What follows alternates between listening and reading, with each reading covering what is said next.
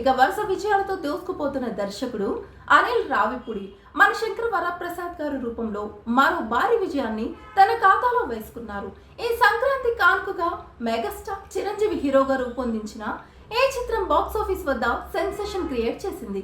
ఇప్పటికే 300 కోట్లకు పైగా గ్రాస్ వసూలు సాధించి చిరంజీవి కెరీర్లోనే కాకుండా అనిల్ రావిపూడి కెరీర్లోనూ అత్యధిక వసూలు సాధించిన చిత్రంగా నిలిచింది.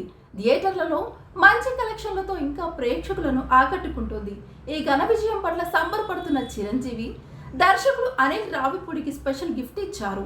ఇటీవల సక్సెస్ సాధించిన దర్శకులకు ఖరీదైన కార్లను బహుమతిగా ఇవ్వడం చిరంజీవి ఆనవాయితీగా మారిన సంగతి తెలిసిందే. అదే సాంప్రదాయాన్ని కొనసాగిస్తూ అల్ట్రా ప్రీమియం సెగ్మెంట్ కు చెందిన రేంజ్ రోవర్ స్పోర్ట్స్ కారును అనిల్ రావిపూడికి గిఫ్ట్ గా ఇచ్చారు మెగాస్టార్.